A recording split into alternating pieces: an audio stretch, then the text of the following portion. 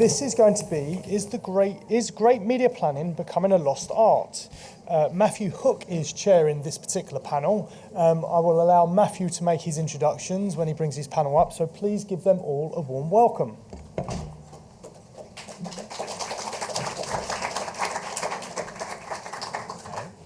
So we're going to have a panel today that is all about where is planning right now and where is the future of planning, which will include provocative questions such as, is planning dead or is planning dying?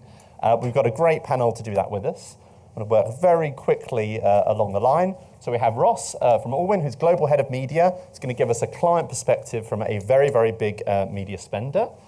We have Duncan from Bloomberg, who obviously represents a very high-value audience and media channel, and what planning happens before Duncan arrives is incredibly important to how Duncan can make the case for his medium.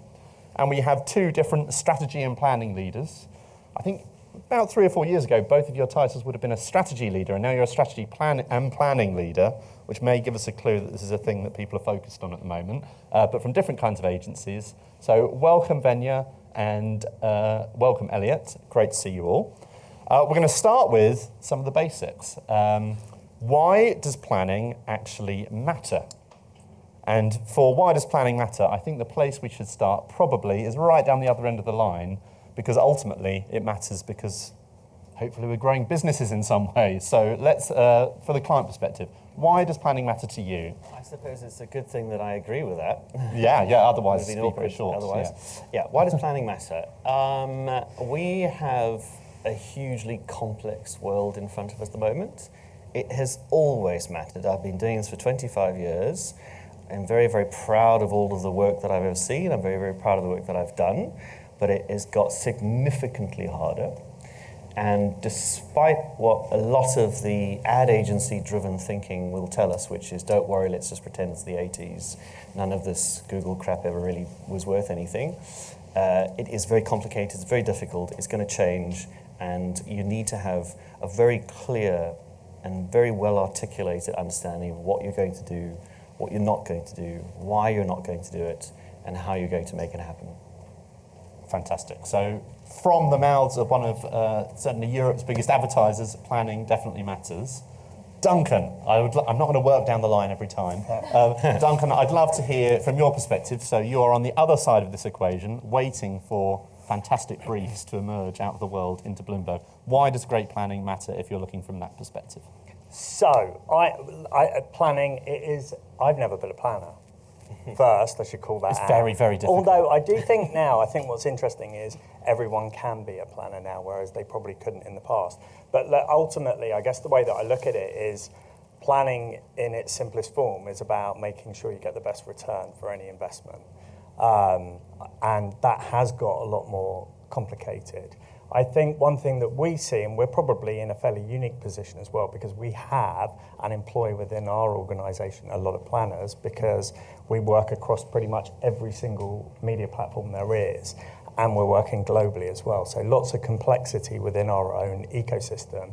But one thing that we have access to, I guess, which is also fairly unique, is we're speaking quite often to global CMOs or organisations, and we're seeing how that information, in terms of their objective, travels from a global CMO through the funnel to regional, local CMOs, to agencies, to partners. And we might be working on one particular objective, but we'll know about others, and we can almost see that kind of information go all the way through and change, and suddenly you kind of hear at the end of all of the conversations, this brief just doesn't look anything like how we heard it initially from the board. So I think, I guess planning matters, coming back to it, is to achieve great outcomes and impact. But what's absolutely key, and I'm probably jumping into some of those other questions that you might have to ask us, but is consistency and transparency around what's the objective. Because all the way through the chain, everyone's slightly changing the narrative to suit their own needs so that they're doing a better job or perceived job on the ask. And I think this relates to, we just touched on planning within agencies, and why do you both have planning in your titles? I think partly this idea of disconnect between the beginning and the end of the process is why people have started putting lots more emphasis. So if you're in an agency right now, why does planning feel so vitally important? Venya?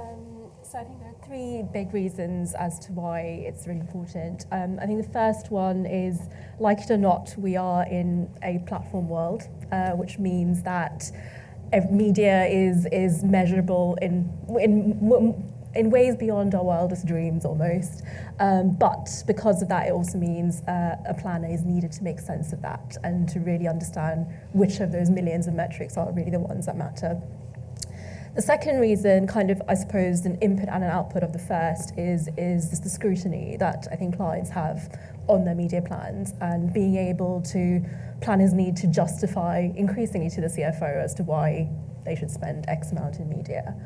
And the third piece is around the pace of innovation. I think just across Google, Amazon, and Meta, the pace of new ad features that came out, just this year is kind of crazy. They're all trying to keep pace with each other, the automation arms race, and increasing agencies are having to figure out, A, how do I test this, how do I learn from this, and how can I scale it at pace to all my clients. So because of those three things, I think the role of the planner is incredibly critical. Yeah, absolutely. Elliott, planning, why does it matter? I have not a huge amount to add to what everyone else has said. I think the two things, and I agree with everything Venya said, the two things I would probably add. First thing, commercial advantage doesn't exist in the way that it used to. Your pricing, we're in a platform world. Everything is pretty much addressable. Most things are now biddable. You can't just buy stuff cheaper, so you have to buy different stuff and use it differently. So I think the body language of brands is back being super important. And I think we've probably, the reason we're putting planning back into the heart of things, I think we got very good at having beautifully articulated strategies in 3 boxes on a slide, because that's what we do. And we got very good at kind of delivering activation plans, but we'd sort of forgotten about the connection between the two. And if the plan, I should be able to, I thought Ollie was talking very eloquently earlier about the different brands within Heineken. You should be able to look at a Inch's cider plan and go, well, that cannot possibly be a Cruz Campo plan. You shouldn't need to see the logo in the top corner. You should be able to see the strategy in the plan. So that, I think, is for us, certainly where we're, and I suspect the same is true for everybody, that connection point between those, the start point and the end point, is why I think planning is so important. So it's definitely important from all perspectives, but I think it would be fair to say that behind closed doors, a few people would say it's not always being done tremendously well, or at the very least is being challenged quite heavily by the fact that, as we've said, things are becoming more complicated, more data. So I'd like to put to my panel, find me a problem, find me something within planning that is going wrong, or that is a big challenge at the moment, which is maybe stopping us from getting the value that we're looking for. So who's twitching and ready to go? Elliott's already. Yeah, I think if there's a rallying cry I would give to clients and brands, it is, we all, and I think Ross definitely does. Ross has been a client of ours in the past, and I definitely does value planning. But if you value planning, be prepared to pay for planning, because the world is really complicated. If you go back to the start of my career, between then and now, the average person is spending about 5 hours a day more with media than they were, when I started. That's there's just a lot of media, and therefore a load of decisions. If you value those decisions, don't just beat us up on the team. Typically, agencies, particularly big networks, get paid for the buying bit, and they get paid for the client management bit, and everything else just kind of gets washed through somehow. So I think clients who value and listen to and pay for planners, honestly, that will equal competitive advantage. It was nice to have a client in my eye line as you were speaking there, and that client was nodding rather than getting ready to stride across the stage. Ross has paid for me before, so it's fine. We're good. And brilliant work there. And I had 2 jobs in leader agencies, and I absolutely loved them. The one was terrible, and I learned a lot out of that, and the other was brilliant, and I learned a lot out of that. The one agency, I was chief strategy officer. It was really, really awesome. And at a senior meeting with the CEO, he said, it's really, really important that we have the extra services to offer the client, referring to the entire strategy planning department. That sort of perception that effectively all we do is flog, TV to these people, get a really, really great rebate, but it's good that you people direct them in the right way. I'm sorry, we can't possibly think like that. That's absolutely not what it is. And everything that Elliott's saying, which is it is so much more important. Why wouldn't you, if you're going to build a building like this, make sure that the planning was incredibly good rather than just the bricklaying? Bricklaying is incredibly important, but the planning is absolutely essential, otherwise it can't happen. Yeah, 100%. So we've located one bug. If you want something, you've got to pay for it. Yeah.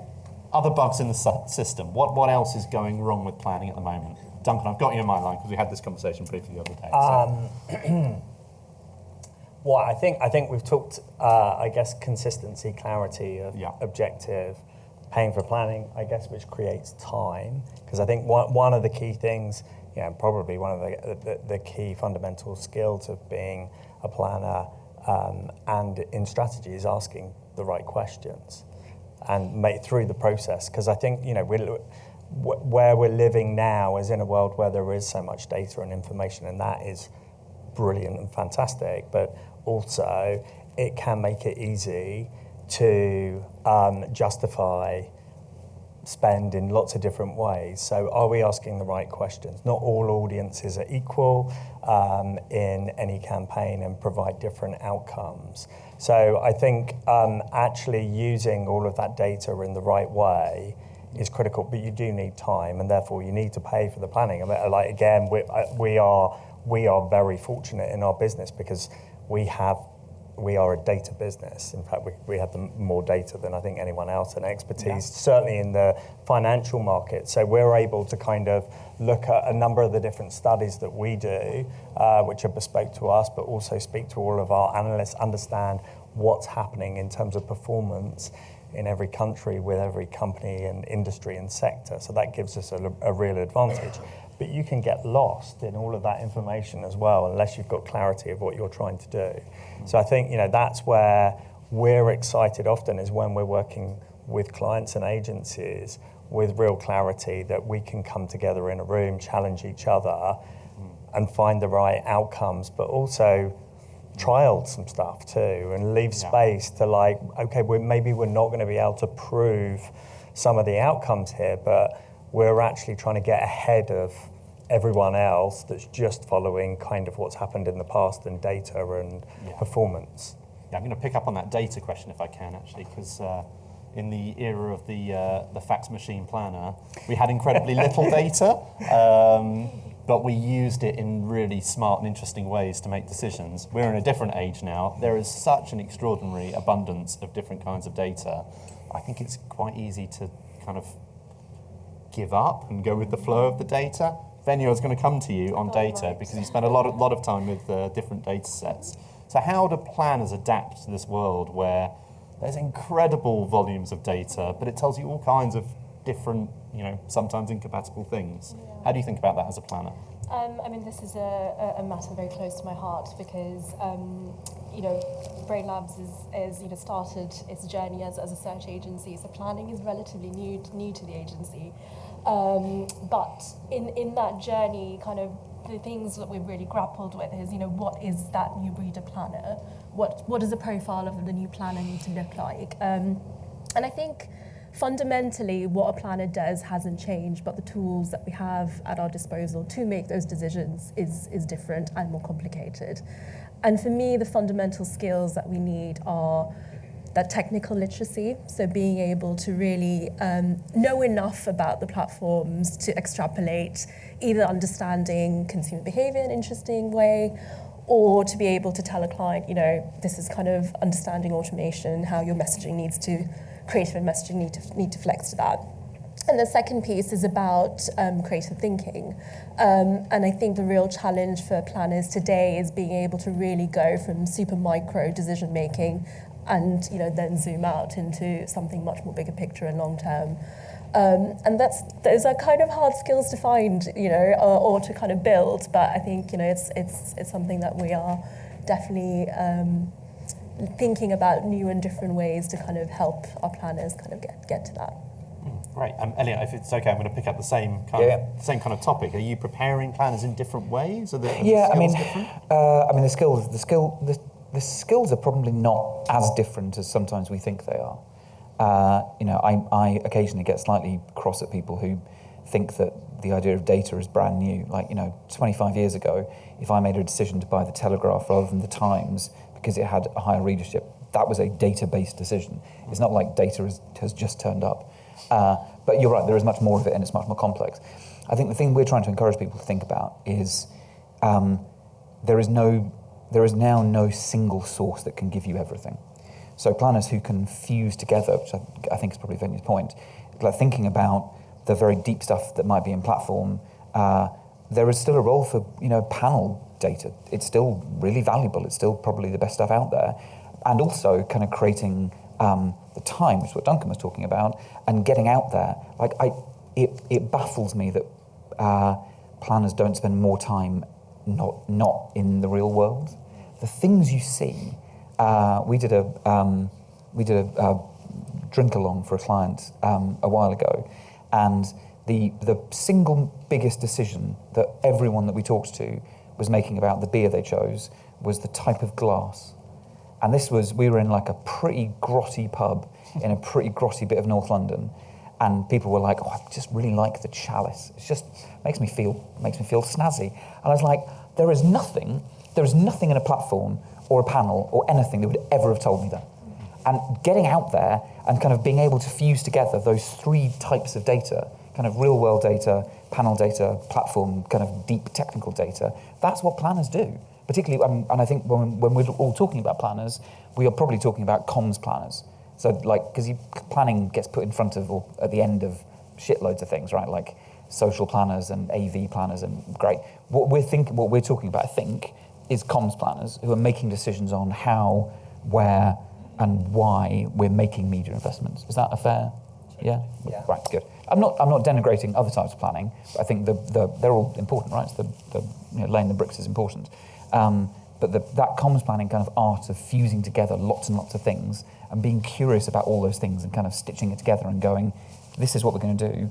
That's so important, but it's hard. I think what's interesting, I guess when I started my career in magazines actually, and we used to have a lot of debate and conversations with comms planners thinking about, I guess, our communities and how we could come up with different creative ways to kind of build, attention.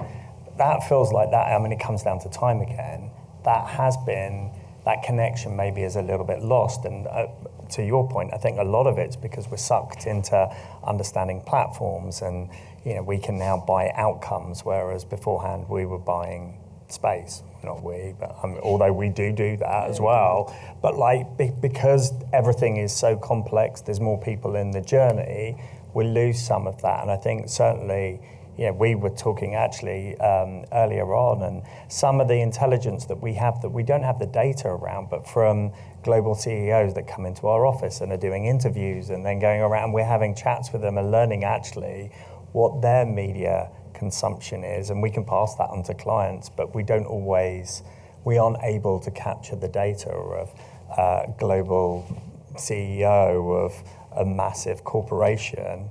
But we might hear he's actually traveling in his car every day with Bloomberg radio on in the morning in the background to keep up to date with what's happening in the markets. But it's those kind of useful snippets sometimes that you can plug in, but some of that is getting lost just in the chaos of, and demands of modern media work. That's really interesting because the phrase that's on the screen is planning becoming a lost art, and maybe what we're hearing described at the moment is it's a developing science, but maybe a lost art in the mix of the science. As a client, when you're receiving, planning, which is always a delicate mixture of different kinds of science fused with different kinds of art, how do you piece that apart, and how do you encourage the right kind of balance of thinking with all these different kinds of thinking and data sets that are coming together? It's a lot harder than it sounds, and I think and some of my teammates are here in the room with me, and our job is to be fully accountable for what we do. So the accountability moves up and up and up. So it's not as if we are judging something and that's the end of the story. It continues.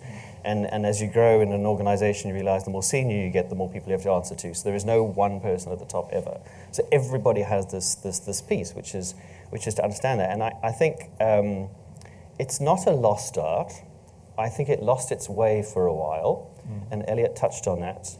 I think for a while, the ad community and the media community had a bit of a fight over who thinks that, I don't know, Cunard is about luxury. I mean, great, we knew that. It was in the brief, but thanks for the PowerPoint on that.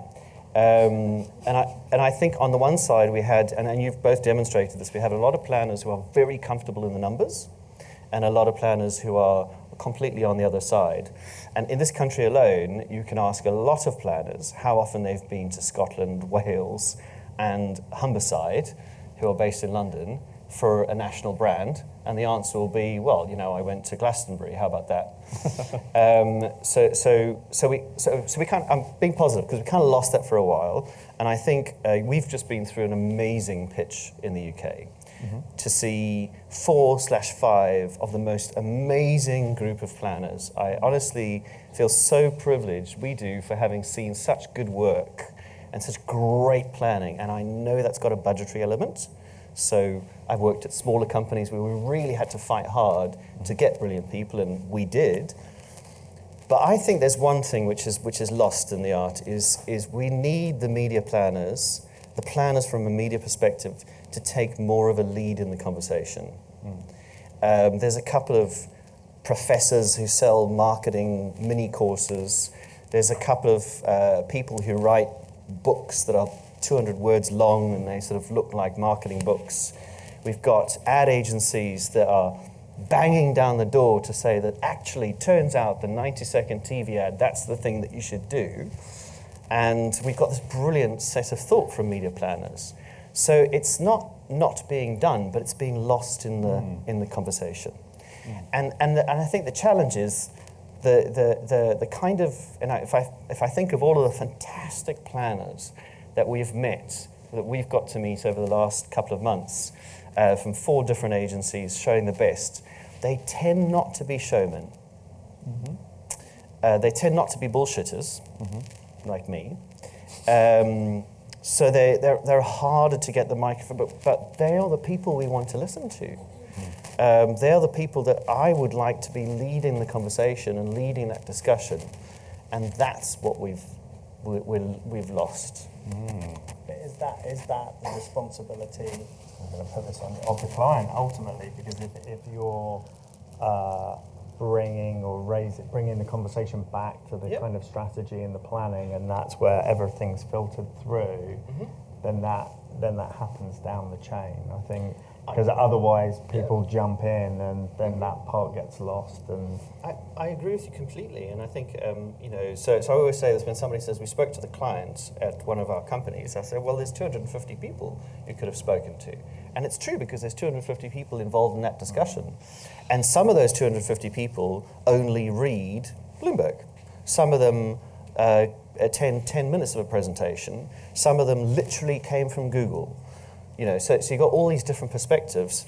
So I write a lot on LinkedIn, and I write a lot on LinkedIn not because I'm looking for a new job, not because I'm trying to sell a little mini course for £600, but actually because I know that a lot of people that I eventually get to talk to will go, oh I know this thing, yeah, absolutely, I understand that whole thing about attention because I read it on your LinkedIn. And I'm like, well, it was for you, really. Actually, it wasn't really for anybody else. So yeah, I think it's for us as clients to wade our way through all of the good work and all of the bullshit, but it certainly could be helped if by the time you have the conversation, it's already sold. So from the conversation we just had, I would say I would start rewriting the title on that chart and say there's a massive opportunity for planning to be a resurgent art / science, probably both together. I agree. And I totally agree that the client has a role to play in getting the defibrillator on the art of planning, but I think probably we all do. So I'd love, in this final section, just to think about what's our prescription for making planning better. There's clearly a moment of opportunity here. It's really, really needed.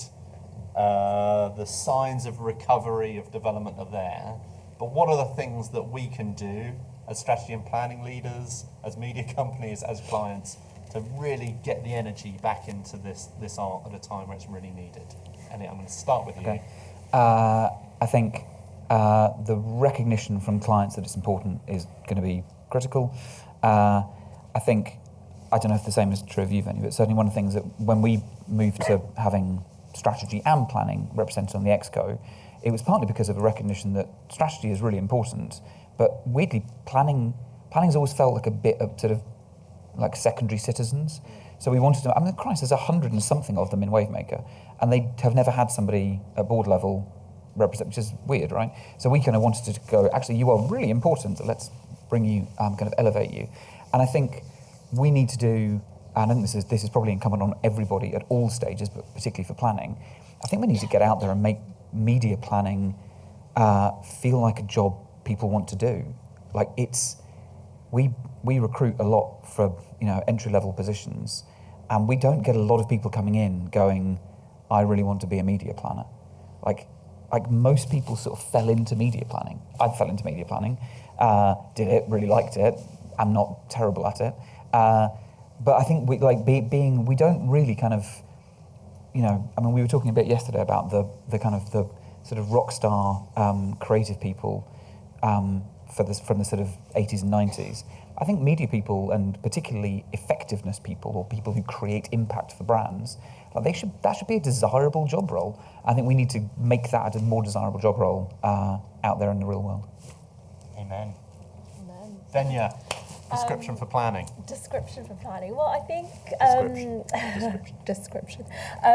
It's for me, the two roles that are super important for the future of our industry is planning and data roles, I think, and that's because ultimately the two levers we have at our disposal are data and creative to kind of fuel that whole mix. So the role of the planner is super important, but I think for me the biggest challenge or thing I'm thinking about is how do we instill that curious perspective in everybody, instilling a planning mindset actually through the entire agency. So from the search practitioner to the econometrician, so everybody thinks actually what is the strategic challenge this is solving for. And if I can make everybody a planner, then I would. But I think that's so smart. I mean, I grew up in an agency where we were very much planners and buyers, which used to be the old East Coast, West Coast, and the buyers would ring a bell when the planners came on the buying floor to indicate that the enemy had arrived. And I think something was lost in that process, which is still there, really. So people who know platforms don't really know planning, but people in the platforms are making decisions every single day that directly impact business. So I think everyone being a planner, I think, is a great point. Duncan, prescription for planning. What would you do? Well, I think we've talked about loads of the things. So consistency, clarity, elevating, I guess, the importance of planning, and actually just, I guess, bringing the excitement back and really celebrating, actually. Because if you don't have good planning, you can't drive really great impact. So really important. The other thing that I would add to it that we haven't touched on is, and thinking about where we've done our best work with clients, is having a longer term and a short term vision that's really clear and really well articulated. Because if you've got a 3-year plan where you're going, and obviously sometimes you have to change course, of course, but if you're coming back to your longer term vision and that's steering you, again, it's like consistency. You can then learn along the journey and drive much, much better results. But ultimately, you've kind of got to bring it back to why planning is important and why that's a kind of fundamental part of all of this. Yeah. And then everyone gets excited. If you're a planner, you're super excited because you're like being celebrated for your work. And I think that part of it maybe has been lost. That's fantastic. So more celebration. Yeah, more celebration, but I think you're touching on planners' ability to think long-term and short-term in a world where most people tend to be thinking about one or the other. Yeah. Most of the time, I think that's a really important function. And finally, Ross. Well, yes, I mean, I absolutely agree that planning should be more respected by agencies, and I'd be more impressed if the agency groups, and I mean the holding groups, which also represent creative departments, would hold the planners up as the real rock stars. Because quite frankly, in my mind, they are. That's where we spend 80 to 90% of our money. And depending on which side of the fence you are, that piece has the largest ability to affect short and long-term sales, is getting the planning right. Not that everything else isn't correct. The last thing I would say is logic and magic. So I did my postgrad at Ogilvy and Mather's ad school, which in the old days was called the School of Logic and Magic. And I think we need to have a mixture of planners. Some people it's the same person, but we need to be comfortable to have some people who are just all about the magic and some people who are all about the logic, and marry them together and bring that forward. Fantastic. Exactly 0 seconds on the clock. So thank you very much to my awesome panel. Thank you, thank you, thank you.